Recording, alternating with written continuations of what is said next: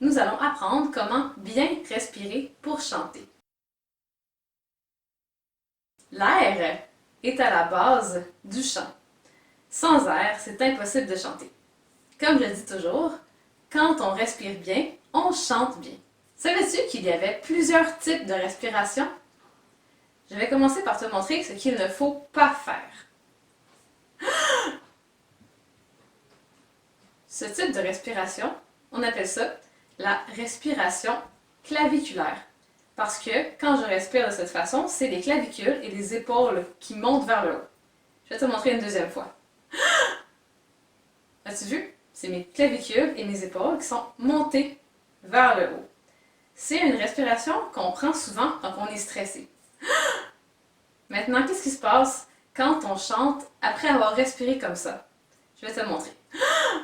Ah, ah. Qu'en penses-tu? Ce n'est pas très beau, n'est-ce pas? On se sent pas mal coincé. Alors c'est pour ça qu'il ne faut pas respirer comme ça lorsqu'on chante.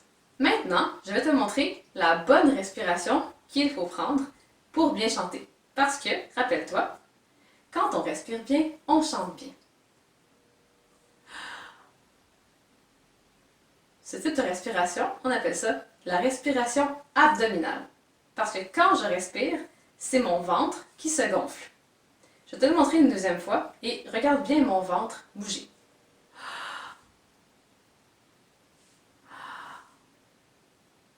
Alors, as-tu vu?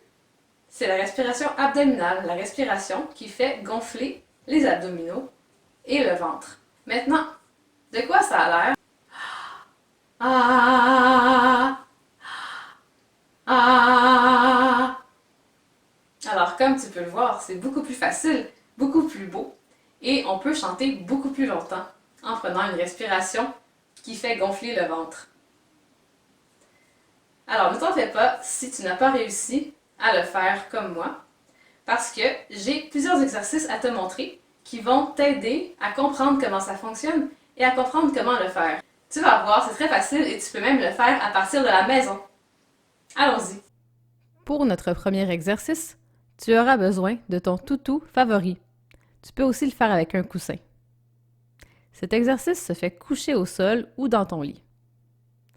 Couche-toi par terre, sur le dos, et remonte tes jambes. Pose la plante de tes pieds bien au sol. Dépose ton toutou sur ton ventre. Prends une bonne respiration par la bouche et regarde ce qu'il se passe. Le but est de faire monter le toutou vers le haut en gonflant le ventre quand tu inspires. Si tu réussis, ça veut dire que tu fais de la respiration abdominale. Bravo! C'est relaxant, n'est-ce pas? Pour notre deuxième exercice, tu auras besoin d'une paille. En position debout, place le paille devant ta bouche. Place ton autre main sur ton ventre pour observer ce qui se passe et prends une inspiration dans la paille. Que se passe-t-il? Sens-tu ton ventre bouger? Bravo, tu as fait une respiration abdominale.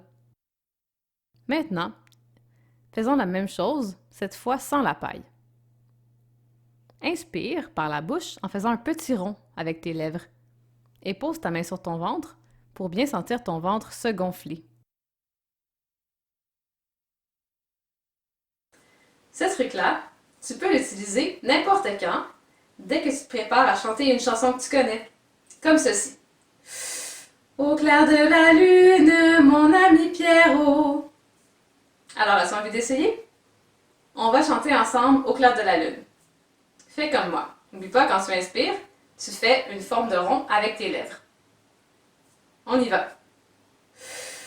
Au clair de la lune, mon ami Pierrot, prête-moi ta plume pour écrire un mot. Ma chandelle est morte, je n'ai plus de feu. Ouvre-moi ta porte pour l'amour de Dieu. Alors, comment as-tu trouvé ça? C'était amusant? C'était facile, n'est-ce pas? Alors voilà, maintenant tu sais comment bien respirer pour bien chanter avec la respiration abdominale qui gonfle le ventre. Bien joué!